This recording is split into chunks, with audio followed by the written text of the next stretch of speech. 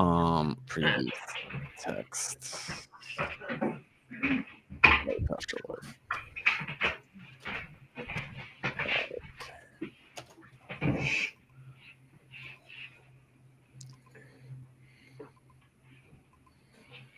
How do I get to the what's next? Everything on my end is like buzzing me, and I don't know where it's coming from. So I am writing.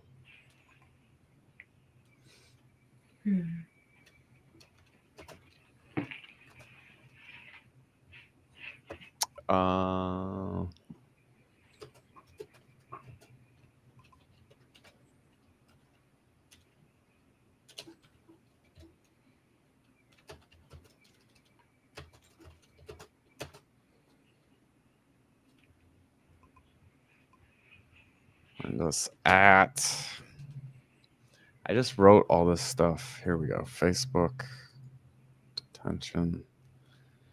So close. Edit. All right. So tell me what you two guys have been up to. Hello to everyone who is watching. It's nice to see you guys. Hi, I'm Allison, and I have been reading this book and thinking about it, and I have had a really hard few weeks at work, and I've been planting a food forest in my backyard and doing all the kid things with my 3 kids. So I'm a little frazzled, and this may not be the most organized discussion, but I will try my best. Yeah. Jay, tell me, what have you been reading besides Life After Life? I've been reading a book called Pandemonium, which is essentially it's a collection of like historical texts from the beginning of the industrial era, the Industrial Revolution. So it's sort of like the perspective of people living through the Industrial Revolution as it occurred, as told by poets and people from their journals, their letters, and the newspapers at the time. And it's kind of like a very haunting look at how society shifted and changed during that whole time period. That sounds really good. I want to read that. It's fantastic. It's just unfortunate that like it can be a little expensive to get. Like I found a copy used for $50 on Amazon, which was in really great condition, but it's out of print. But it's one of those books that like absolutely, if you like history and you're really curious about how society came to be the way it is now, it's really horrifying. It's really horrifying to read because you're watching people like slowly come to the realization that like they have stepped into progress, but progress is also a nightmare. That sounds right up my alley. It also recontextualizes what's it called? Paradise Lost, because Pandemonium is the name of one of the main cities in hell. And I didn't realize this when I read Paradise Lost when I was in, I think it was high school.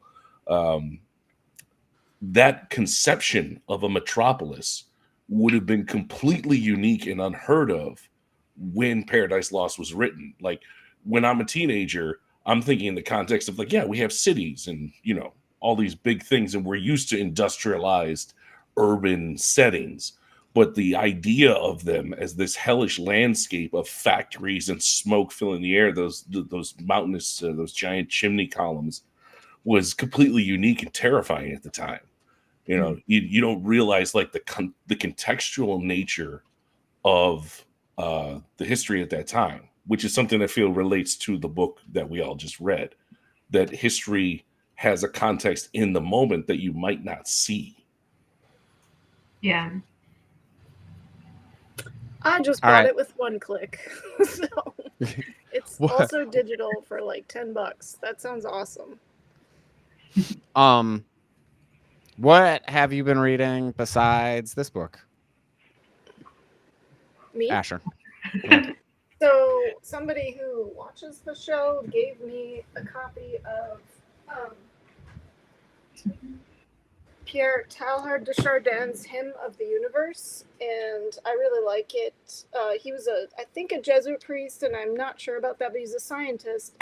And basically, I don't know what kind of Christianity. He was a mystic, so he maybe this is Gnosticism, but he does believe in the like mind-matter connection, and the kind of coming together of all humans into one like global consciousness. So I don't know. Maybe that's an anecdote to pandemonium, but it's a nice idea in any case. When was that one written? This was published in 1961.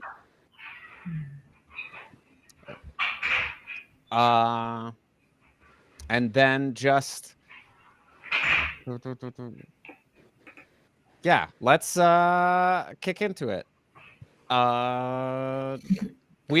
So this is Detention Book Club, where we do. How hard is it for me to get to this section? This is Detention Book Club. Welcome, everybody. This is where we discuss books that you probably didn't read because you are stuck in detention. And we've made this book club for two sorts of people.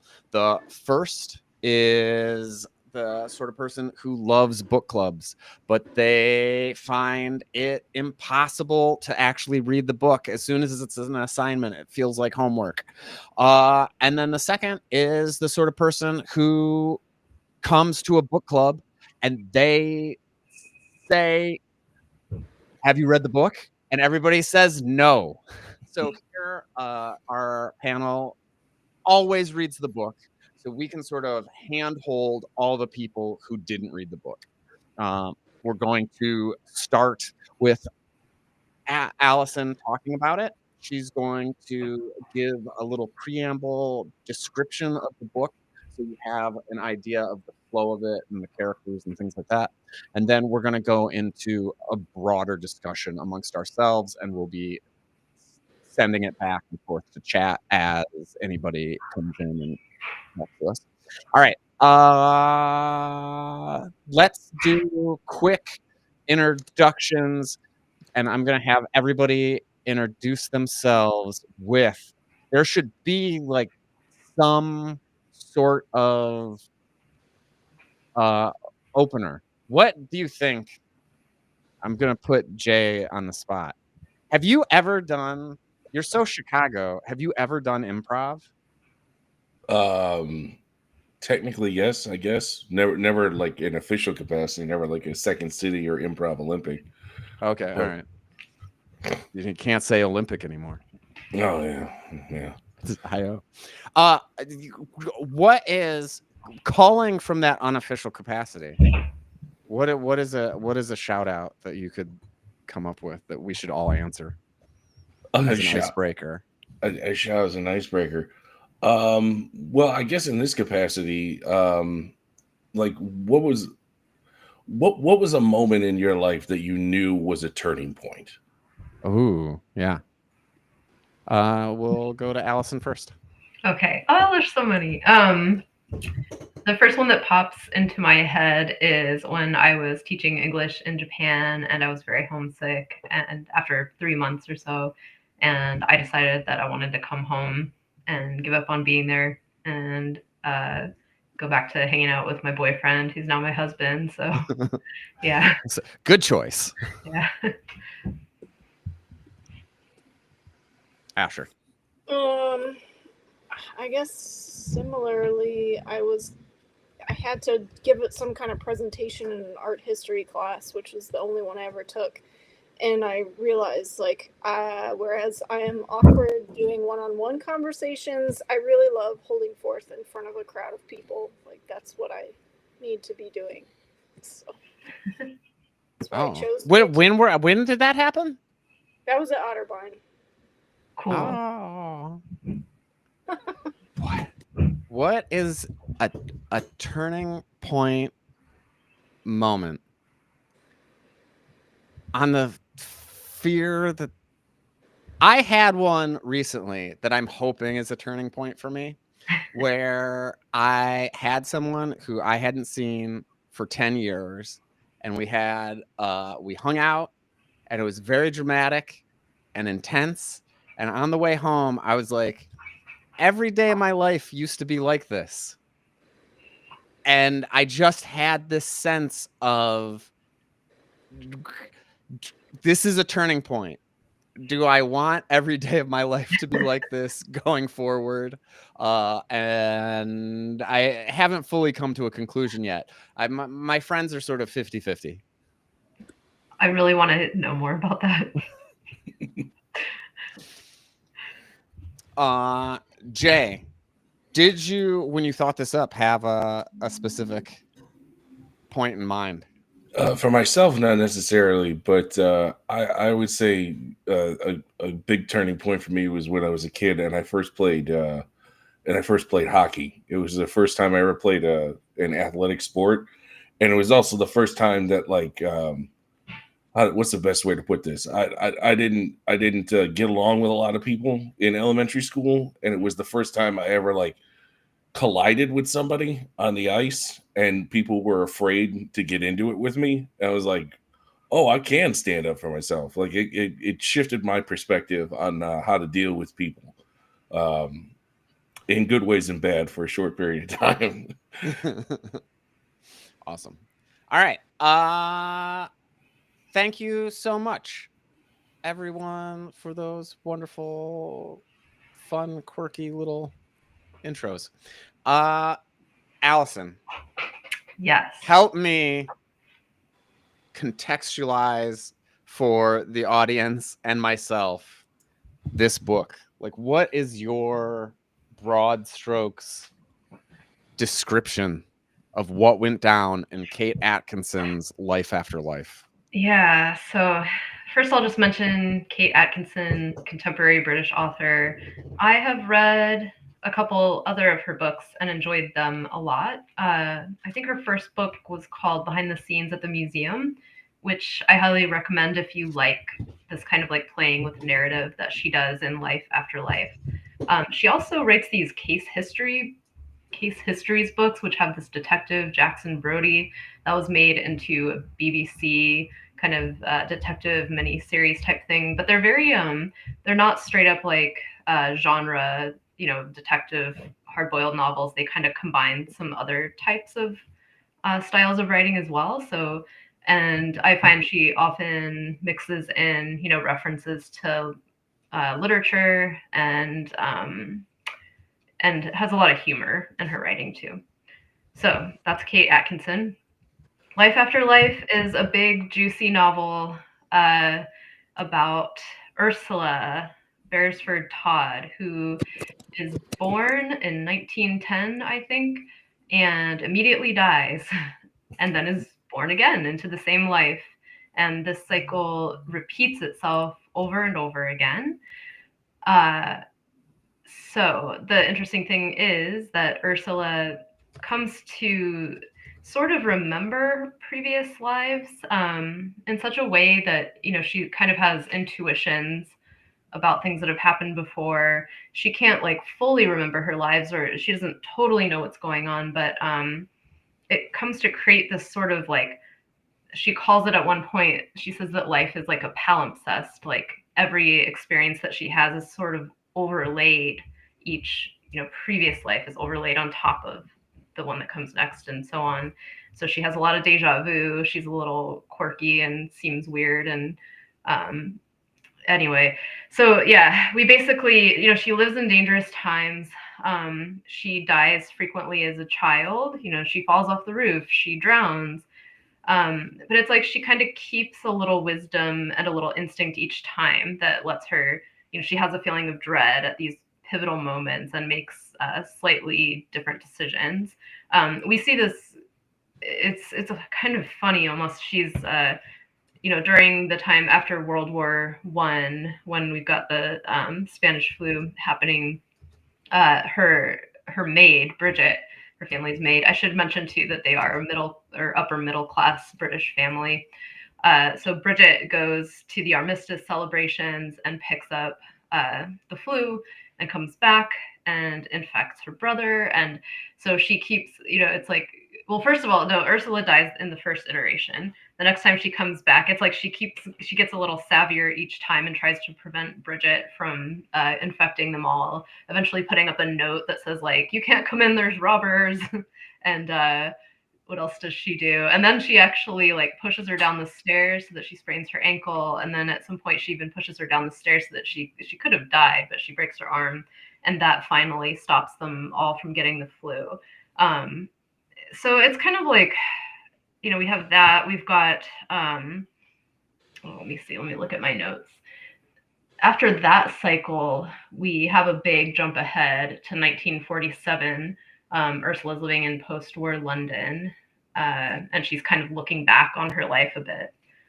She ends up dying that time too, and we get to a scene where she's sexually assaulted by someone that one of her brother's friends, and in that I shouldn't go through. I don't want to get too into each and everything. So I'll pick it up again when we start discussing these, because I do want to look at some scenes a little more closely. But suffice to say that, I'll get into the weeds really bad. Suffice to say, this narrative structure I thought was very fun. I think in the comments it seemed like some of you were a little frustrated with this. I think someone says, I read the first 50 pages for this, stopped, and decided I would never read it because I could come to this and hear your version of it. I think you should still read it after this conversation. But it reminded me of reading the Choose Your Own Adventure books as a kid, where you're going back and forth and you're making choices. And even though, I'm not as a reader making choices, I do very much feel that the author, I think Dan mentioned this earlier, the author is sort of teaching you how to approach this style of narrative. I think, it ends up, you do a lot of back and forth. It's a sort of a puzzle. But despite all of this, this could be frustrating to some people, but I think if you stick with it, you will find, as this contemporary fiction writer, Meg Wolitzer, says about it in a review I read. She said, that it proves that what makes a long piece of fiction succeed might have very little to do with the progression of its story and more to do with creating a fully realized world. And I think that despite like these, kind of like comparing and contrasting these different versions and trying to figure out, okay, she did this, so then this happened, instead of worrying so much about that, I think it's more interesting to think about how characters don't change in some sense, like sort of who they are at their core, or how they learn, over these many iterations, how Ursula changes. But she really does a great job, I think, of, creating Fox Corner, the world, the house that they live in, and sort of like giving us a really good idea. Jay was talking about the Industrial Revolution and how that book that he was reading really brought that to life. I mean, I think this author does a wonderful job of showing us what it might have been like, to be a volunteer warden, like going to help the wounded during the Blitz. I mean, that it's like scenes are just created in your mind. So I guess I would like it if we could talk about some of the specific scenes in the book, and maybe we could throw out like which sections of the book we most want to talk about. I kind of want to talk about the sexual assault because I think that section of the book, who Ursula is as a person, seems most different, I think, to who she is in the rest of the book. And I am also curious to see, I should say too, that eventually she kills Hitler. So that's where all this is going. Can you get it right? So I think the idea of getting something right, what does that mean in this book? What does it mean in our lives? I think in this book, we're often taught to see it as a success if she gets a little bit further, like kind of like, oh, she missed that death. Let's see where she can get to the next time. And I mean, despite that, I feel very sad each time she dies. I think it's heartbreaking every time. So others might not feel that way. I did. And it's every time she dies, it's signaled by darkness fell. You have some funny moments, like the part I was telling you about with the influenza, where she'll say things like darkness and so on. Once again, darkness fell. So she, there's some humor in there as well, but it's still really sad.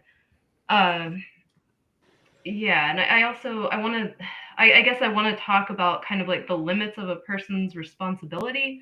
Do you need to kill Hitler? Does it matter if you kill Hitler? can you save anyone? Can you ever save anyone? So let's just kind of take it from there and see where we go. Yeah. Ashar, are there specific scenes that called to you in this framing? I liked the experience of just trying to get my bearings of the book, just being like, what is going on? It took me a while to figure out that I was reading about the same person over and over again. I'm maybe not the most focused reader sometimes, but I felt after getting kind of versed in the way that the book is dealing with potentiality, and then going into the trajectory where she's sexually assaulted, and then how does that go? She's pregnant, she terminates the pregnancy, and that kind of breaks her, so that so she starts drinking, she injures herself on the street, and there's this man that seems to come out of nowhere and helps her up, and she marries him, and he is a total he suffocates her, and in one scenario kills her. That I was just like, oh man, this is going so bad. This is going so bad. And reading that part, I was like, I know there's much more of the book to come, but this seems pretty terminal. Like, it's not going to get better. I don't know. I enjoyed feeling bad for a while. I like that literature can do that. The other part of that that's so you're like, phew. The awful thing about that too is how Sylvie just completely like emotionally disowns her. That's her mother, Sylvie. Yeah. She, because let's see, like Hugh, Sylvie's husband, and I see that there is a nice link to all the characters in this book, which has many characters. But yeah, Hugh has a sister, Izzy, who is she's a very like flapper type of woman who kind of, she has a baby when she's only 16 or 17, I think, and ends up giving him up for adoption in Germany, I think. And so Sylvie always thinks that's just the most horrendous thing that you could do. And she just sees Ursula from that moment on as being like Izzy, and just, Ursula never tells her mother that she was raped, and just the awfulness of that. Because it sticks with you. It's like it only happens in that one life, but always for the rest of the book that Sylvie has that capacity to just, there's a heartbreaking line where she says, Sylvie used to love her and now she didn't. And that's there for the rest of the book, Yeah, so that links into a couple things. Allison and Ashar, that you, for me, okay, so one right off the bat is I had a discussion with Claude, the AI, about the book because I was having trouble getting my bearings straight, and I was complaining about this scene and about the terminal nature. Like, this one mistake leads her to this self-destructive path. And what Claude said in response was, that's not how you should read it. The life after life, it was interpreting it as a metaphor more grand, in that if you apply it to yourself, it's like you learn from the mistakes you make. And in this, it's like it highlights it because the mistakes are terminal. But in your life, it's just a similar thing, that you have stuff happen to you, and because she's being basically reincarnated, she remembers this stuff. She remembers all these choices she made, and she is like, oh, I'm not going to do that again in my next run through. And so that gave me less of a pessimistic view of that section. Hey, Jay, did you find that it was pretty long? The chapter, we really like stayed in the muck. Was it one of the scenes that hit you as well? It definitely did. Because I think one of the real strengths of this book is that Kate Atkinson really is great at providing these like emotionally evocative passages that really help you relate to the feelings of what's going on, like the sense of a situation in a few short sentences that make you really relate to the occasions. And that's great because of the way that the different lives that Ursula lives essentially allow for sort of like a parallelism, because like the stuff when she's in London surviving the Blitz, at one point she lives a life in Germany where she goes on vacation as a teenager and then ends up getting married, and her husband gets sucked into the Nazi party, and then they're trapped there during the war, and then Germany's getting bombed because they're losing, and they're both living, she lives the same life but in a different sense, where she's in London, but in Germany it's the same experience. So there's this real sense throughout the book of like how different lives can seem while remaining the same, which was something that really struck me, because she is living these different lives. It's almost like different people, but those chapters are really dark, but I think they're the most captivating because they really are like illuminating the desire to do better. Like with each like live, die, repeat situation she ends up in, there is this aspiration to avoid the mistakes, like you said. And I found that interesting, especially because of the fact that the book also has all this material, all these events that are completely beyond her control. Even her first reincarnation loops are not anything she does, because she's an infant. She dies because of a umbilical cord around her neck. And then she comes back, and it's just by chance now that the doctor makes it there in time. So there are these like alternative timelines she lives through where she had nothing to do with her own survival. So it's like you can only affect so much change. Yeah. And I think that's something that it's like maybe she's trying to unlearn that. I think once she starts to kind of grasp more what's going on and feel like she has control, there's one part in here where she says, I can't remember. I think it was, maybe when Teddy died, and then it's her brother. She is like, oh, I wasted so much time already.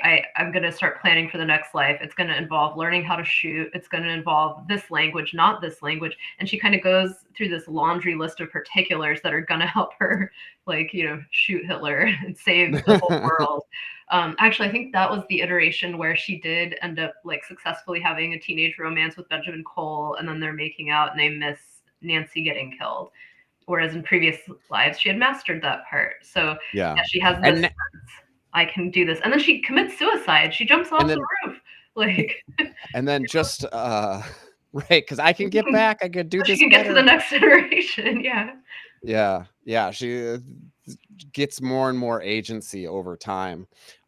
Nancy, we talked about it, but Nancy is Teddy's sort of lifelong love, and Teddy is her favorite brother. And he's everyone's favorite, I would say. Yeah, he does seem to be everybody's favorite. Teddy, so this is one of the things that I found interesting, or I really liked about this book, was that I felt like she was really good at writing male characters. And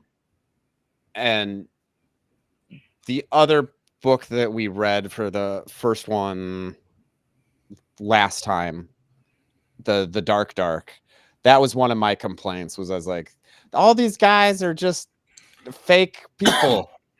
And then guys don't add. This is like, they were kind of caricatures of how guys would act and think to show the exaggeration of these surreal worlds. But in this one, there was a lot of contrast of like,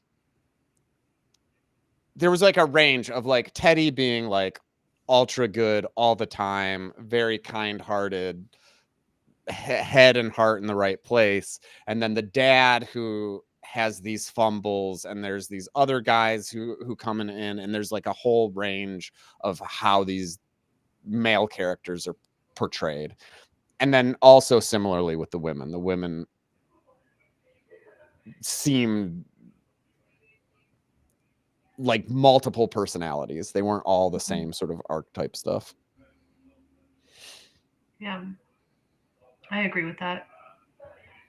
And it's interesting I don't know, I'm curious to know what you think about sort of like Ursula's romantic choices, how that impacts her. Like she has a couple of affairs during the Blitz.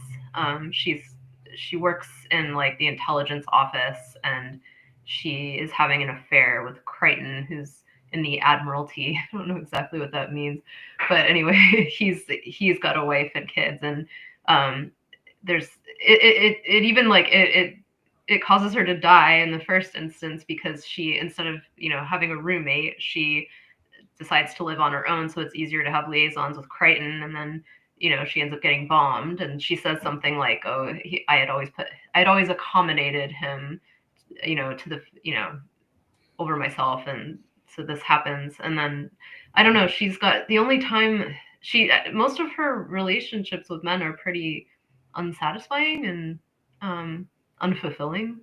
And of course, in earlier versions, she's murdered by her husband. So I'm curious to know what you think about that. Making romantic choices versus professional choices in this book. What that's saying. Maybe it's because she's a protagonist and a woman at this time. So her relationships have a kind of light touch, and then when she does kind of get married, and it's the marriage to that, I forget the name of that character, the Jurgen. Jurgen. Oh no, that's what Derek Olive. Yeah. Derek, yeah. Mm-hmm. That is that is a marriage that's going to be death till death do us part, and it is in like a bad way. But it just seems like there are ways that she's different every time, but there's also ways that she's pretty similar. Like she never becomes a Nazi, at least not in her heart. She might be married to one, but she doesn't become that.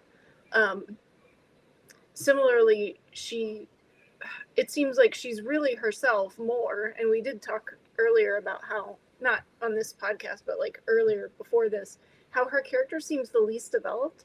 And I think it's because she's the most active person, and we're sort of going through life with her.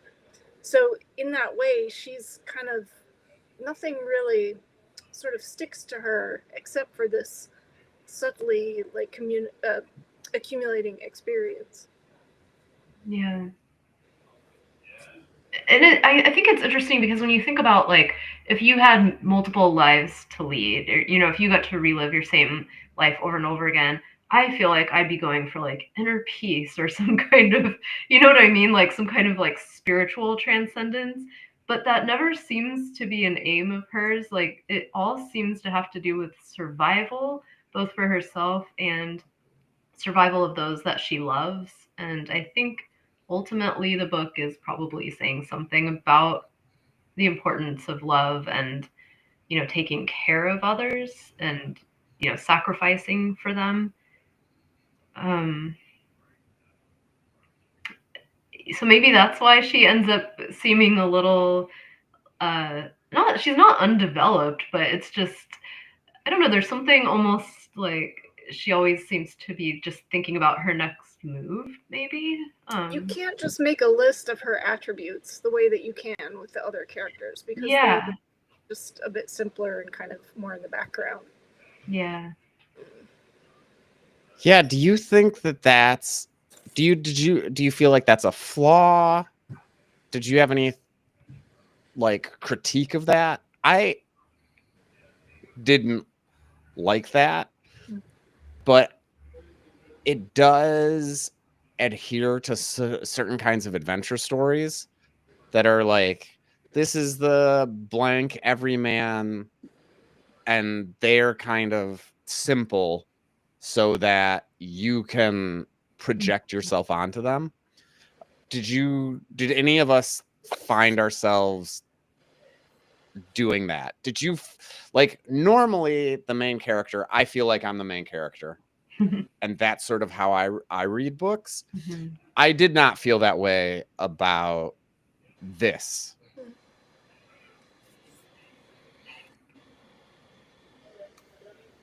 I think she has a kind of openness or willingness to kind of like to I won't say even that she like withholds judgment, because she does have opinions. She has a lot of opinions about Maurice. She's always kind of thinking some funny things, and yeah, I don't know. If I may, Yeah. I think one of the elements of the book, at least in my interpretation of it, is that like this is the kind of life that you live when you are motivated by dread and anxiety. Because since she doesn't always have a clear vision of these alternate lives that she's lived, most of the time it's an ephemeral sense of dread or doom. Like, I have to be here at this moment, otherwise Nancy will die. I have to do this, or else the family will get the flu, so on and so forth. Yeah. Except for like one or two plot points where I but otherwise, like her yeah, whole I life is didn't think motivated by about that. dread. How that is like how how certain anxious people, sort of with OCD style tendencies, or just who catastrophize, that's kind of how they live their lives.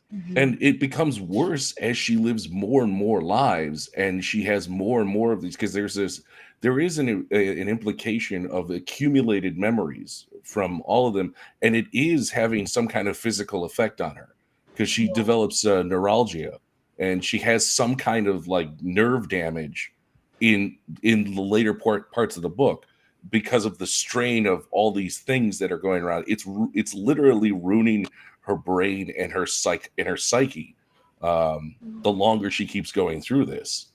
Yeah. And sometimes it manifests as drinking a whole lot. Yeah. Like, which Yeah. is what you would think about. That's what anxious people do. That's what catastrophizing people do. But that's just one piece of the kaleidoscope. Yeah. There's a few. I was going to just read this section of the book where she's kind of having that feeling of dread and deja vu, and it's all piling up. And she says it's when she runs out of the cafe, and she actually, it's another version of life where she falls down and is helped up by Derek again. But she doesn't marry him this time. It says he offers to help her up, and she says she knew that voice. She didn't know that voice. The past seemed to leak into the present, as if there was a fault somewhere, or was it the future spilling into the past?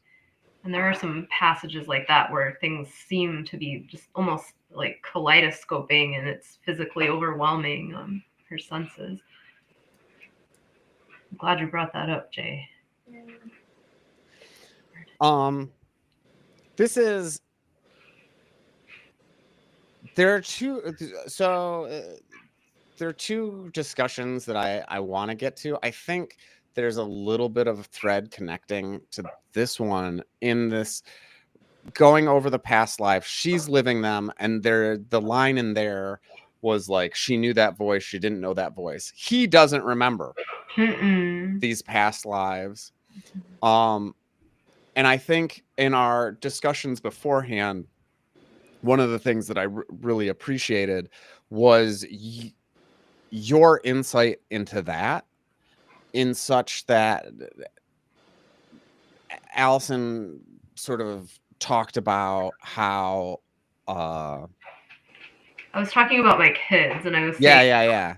I have these vivid memories of some of the wonderful moments that we shared together when they were really little, and I had a lot of energy to like kind of give them some magic in their lives and stuff. And, I'll be like, oh, do you remember this? Do you remember when I turned off the lights in the bath and put the glow in the dark stars up? But no, I don't remember that. And it's like, and it's so like, oh, you feel weirdly alone and weirdly like, well, did that happen? Or I guess you just feel like, did it matter?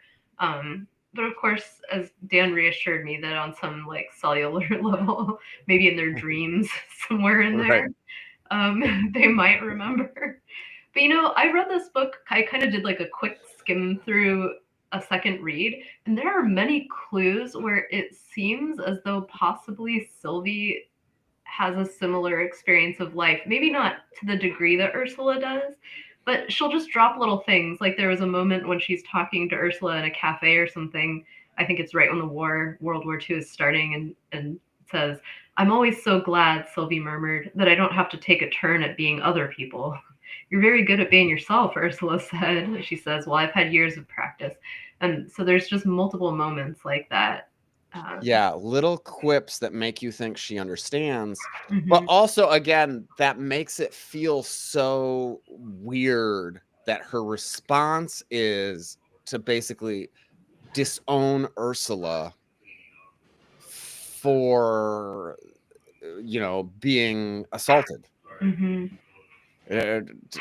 Sylvie is a complex character that I kind of wish I had more insight into. And if one of my thoughts for this Detention Book Club is maybe after we do it a number of cycles that we like do a best of, and this is a book that I think I would be voting to return to, because I think like it would be fun. One of the things we talked about is the mechanics of the time travel are not simple.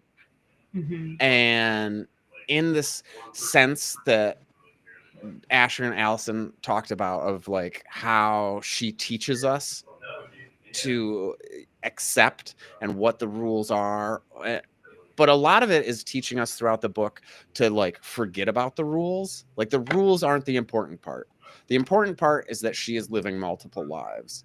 However, Yeah. there's a piece of me that's like, if I had a couple weeks to spend on the project of figuring out the rules and like charting the timeline, that would be an enjoyable project for me.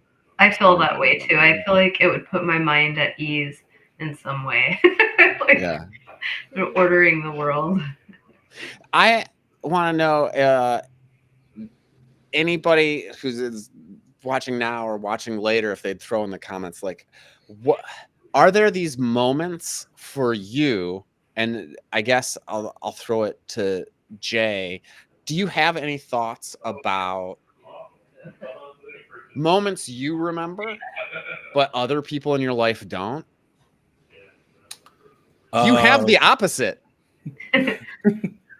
No, not entirely. There isn't really too much like out of my life that I remember specifically that nobody else has. I mean, I've had experiences where people have like remembered it like not differently, but like they had like a different, I guess, vibe about the situation. Like I remember moments where I was like, I thought we were all having fun, and people were like, no, I was terrified. I thought we were all going to die.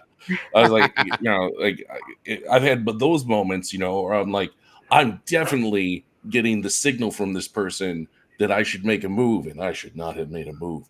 So like that's happened. But as far as like, I mean, I've had a lot of deja vu incidents, over the years, but I think a lot of people have that.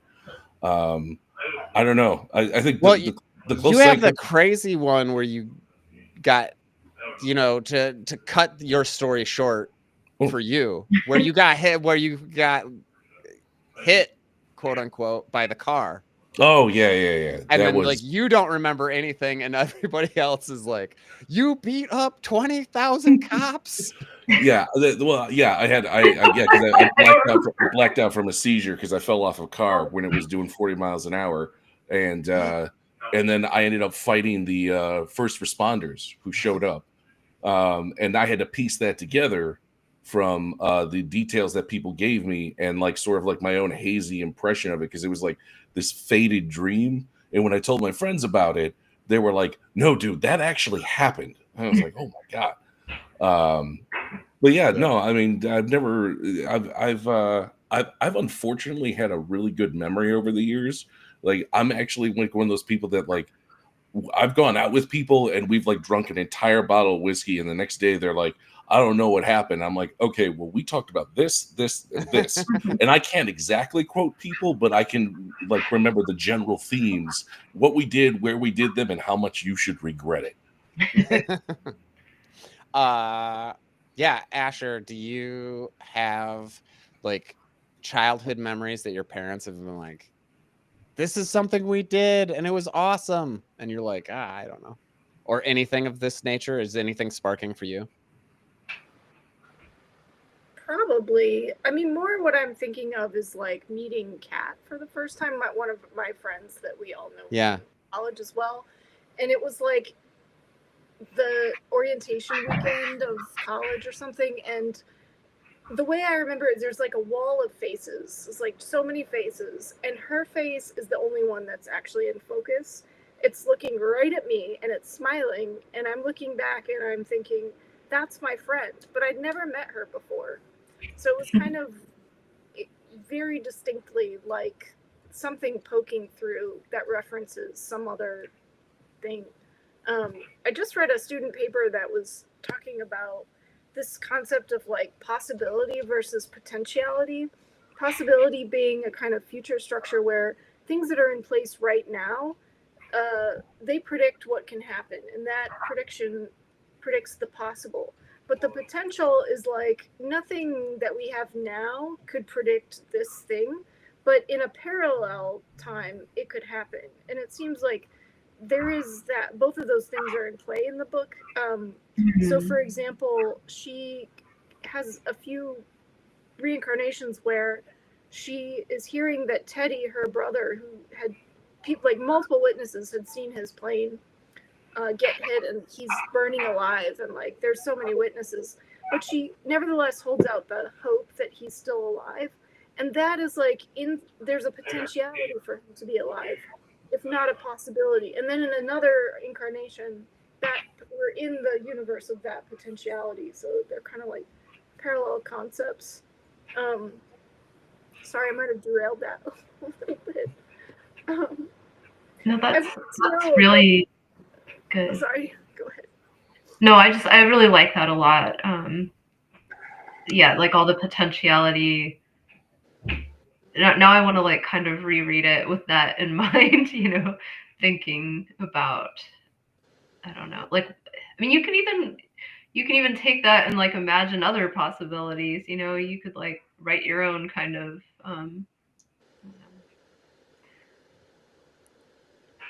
Your multiple timelines. I kind of wanted to know from Jay, like, if you read history and you read primary texts, what does this novel like activate any of that historical perspective, especially the kind of like cleaning up during the war type part where she's part of the volunteer like medic service or whatever that is. Yeah. It's interesting you bring it up, because it does remind me, and I don't have the memory for quotation, but I did write this down. There is, sorry if I just thumped the microphone, it just blasted everybody's ears. There's a line from play. It's also in the movie adaptation, The History Boys by Alan Bennett, and it's basically about the line is essentially, our perspective on the past alters. Looking back immediately in front of us is dead ground. We don't see it, and because we don't see it, this means that there is no period so remote as the recent past. And I thought it was interesting in the book how she was able to contextualize that notion of people like trying to figure out what this moment in time would mean to them. Like, they all knew they were living through history, but there were some people that were like, look, my only focus right now is getting the dead or the living, hopefully the living, out of these destroyed buildings. And other people were trying to like look for the silver lining and trying to like find, you know, this book is peppered with like the poetry that she remembers. And so like whenever she enters certain instances, it's like she's trying to find, Ursula's trying to find like the poetic Shakespearean way to think about the most horrible things that are occurring in her life. So I thought that that was a fascinating thing about this, because there was that sense of people living through times and not really being able to fully understand them because they haven't been able to remove themselves from the moment. Yeah. She- That's great. I think now our politicians would not give us the luxury of that pause. yeah. I think now they're in our kind of discursive environment, people are constantly trying to interpret to their benefit what's going on, like what this means. But yeah, not knowing what we're living through, that's certainly true experience. You know, and like that's one of the things with this novel. Like one of the things that was I was kind of surprised wasn't in it was and there's could be a lot of reasons for this, is that there is no real sense of how much Britain pushed for World War One, because World War One is a part of the, like she lives through both world wars, one Yeah. as a child and then as an adult, Yeah. and her father goes off to fight in the war, which has a weirdly weird, like almost no effect on the kids other than that he's absent because they don't understand what the Right. war is. And then the second war happens, and all of a sudden, like the boys, her brothers want to go fight, and her dad is like, "No, you really don't want to go do this." And they're like, "Yeah, but we Yeah. want to be heroes." And he's like, "No, you should be cowards. You have no idea what you're getting into." So Yeah, like that- there was a lot of interesting stuff like that, I thought. And but yeah, that was I was kind of surprised that wasn't in there, because she clearly did a lot of like historical research to set up certain elements. Like Hitler's assassination is surprisingly well researched. Like the specific point in time she chose and how to get at him was so interesting. It was actually one of the puzzles that made me compelled to finish the book, because it opens with an attempt on Hitler, and then I'm like, how is this going to tie together? And why did she Yeah. specifically pick this point in time? There were better times to try and kill Hitler. But Yeah. yeah, I found that fascinating. Yeah, we were talking about that choice because then, of course, like the whole book, on some level, you're waiting for her to kill Hitler, you know. But and it's funny too. There was actually a conversation that I'd forgotten that she has with her boyfriend, and she says, "Do you ever wonder what it would be like, you know, if someone had killed Hitler when he was a baby, or if he'd been adopted by Quakers?" And I think he said something along the lines of like someone else just would have been Hitler, you know, or could you have really killed him as a baby? And I think she actually says yes, if it would have saved Teddy. So yeah. And that's kind of one of the interesting things is like after I'm assuming that the scene is the same scene, but could it possibly be two different attempts on him? Like that's one of the things that I wonder about this book is like how many of these timelines are in a linear sense, like this happened and then this happened and this happened.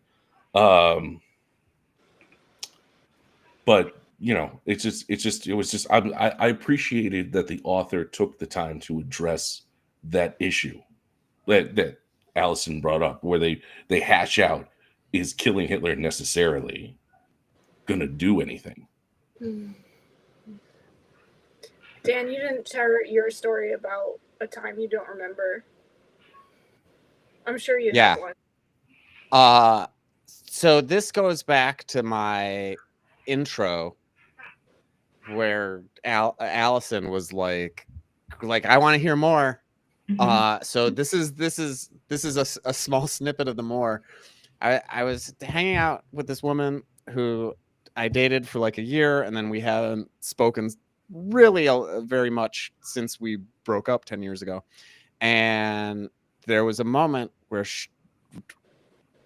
we had never, like, a year for me is a fairly long relationship, and usually by that time we would be verbal and like say I love you, but we did not.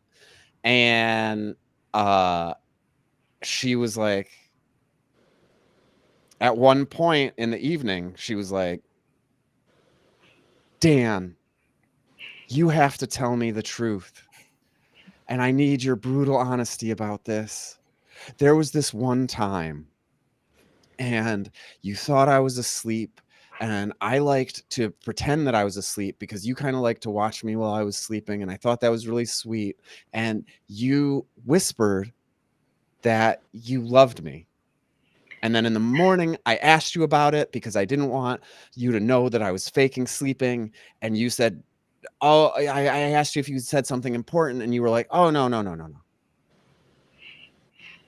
And she's like, do you remember? No. And so I'm sitting there and I'm like, how could you have that? It sounds like the sort of thing that I would do. And so that's what I said. I was like, that sounds like me. Like I would test it out. Did that feel really weird? Not remembering, like. Yeah, and then now is it a false memory? I feel like that whole section is starting to like fill out more clearly for me about like what was going on up to our separation. And yeah, it's hazy, but it sounds so much like me.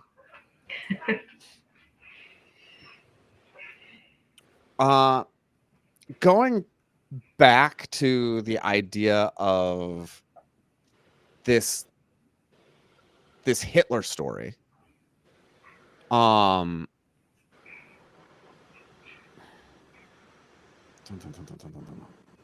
No, I want to go back to that, but I want to say like some sort of final words about this idea of these memories we have with people, but they don't have with us. And the thing that struck me the most is her relationship to Teddy, is that she repeatedly had really tender moments with Teddy. And even though he was the same person every time, it made more and more sense as it went along how just close and connected they were. Like there was one moment where she was just super sad, hiding in a closet. She had done something bad, this Ursula character, and her brother Teddy comes in and he sits next to her and he's like, I know you would never do that horrible thing. And she's like, but I did. And then he says, I still love you. And that is another one of those like prescient scenes for me where I'm like, those moments breed such intense loyalty from me. And there are often these times where people don't know the kindness they did for me, that they said the right thing at the right time, the right platitude or whatever it is that really like pushed me through. I think like I have a ton of those. And I sort of felt like this one that the woman said was like that, like me for her a little bit. Like she was wondering and that gave her solace about it. Yeah. And it is like, it's one of those things where you wish that both people would remember in the same way. And it is funny that something that you kind of just share so casually and whatever, like could really impact someone. I've had moments like that too, where I'm like, I don't think that person knows how good that made me feel. And you just, yeah, it's like you want it to go both ways. But you know, Sure. probably it's like you remember and they don't, and but maybe that's where I'm sure it's like the situations in reverse at some point in the timeline of your relationship, and I guess those moments are just, that's that at the cellular level stuff that, you know. Yeah. I also think that there's just like a cool thing, Allison, about this book that you chose, Life After Life, that I can't think of another book that sort of like tackled that. idea of you don't know how much you meant to me. This idea of I have experiences with you that you don't remember. That was like a novel concept, and so that was cool to think about. Ending our discussion, I think let's hit on this idea of killing Hitler and the sacrifice it takes to be a person who will train their whole lives. And, she gives up, true love, and she avoids the horrible, sexual assaulter and all these other little things. She eats less cookies, and she doesn't throw toys out the window, and all these little trials to finally do this thing. And one of the things we talked about in the discussion beforehand is this idea of like Hitler is a guy who's just really warping of society. What does it take to warp society around us? How many lives would we have to live? How many lessons would we have to learn, to be before we become Hitler? to be a good version of that? Oh, yeah. It's a cool question. It makes me want the Hitler version of this book. Because Yeah. ultimately, Hitler killed Hitler. But not by getting everything right, but by being like a total fuck up of like metaphysical proportions, like so metaphysically dense that whenever we think about time travel scenarios, we're like, hey, somebody should go back and kill Hitler. Yeah, he's like kill him that- sooner. But he's the only one who did it, Yeah. at least in this life. Yeah. The thing is, in the end, she kills Hitler and gets killed. It's gonna start over again. And it doesn't seem like she chooses to kill Hitler in subsequent lifetimes or lives, because it seems like the war still happened in that version after, where Teddy and his friend are at the bar and she walks in with Nancy. So it's like, is it kind of telling us that there is a limit on what you can control? I had a thought on that, but my personal interpretation on that was that because she got shot right away by his bodyguards, she never really sees the consequences of that action. So as you're saying, it may have all still led to the war and so on and so forth. And then if her main goal was to save Teddy's life, being unaware of the effectiveness of what she did may have made her decide, screw it. I'm just going to have to maybe try and convince him not to join the RAF or some other equivalent. Because I feel like that was kind of like, you can't really change course if you don't know what your decision is going to lead to, some sense of the trajectory of what you're going to do. But at the same time, I also kind of feel like that sort of brings it back around to what was I going to say? The character has like a certain like selfish, myopic perspective on things, because there is a serial killer in the novel that is completely ignored. I mean, she does save Nancy from a pedophilic serial killer, but only because her death destroys Teddy's life. So she never stops him. And with the book ends with that guy still wandering around killing children. Which gets us a little off topic of the question that Dan asked, but yeah. It's interesting that you can't really. I thought you couldn't put a serial killer in a story without the story becoming about the serial killer. But in this story, you can. Yeah. I think she does some kind of stuff with that in case histories, just like, maybe like doing things that you usually can't do, or, kind of bending the rules of that, detective genre.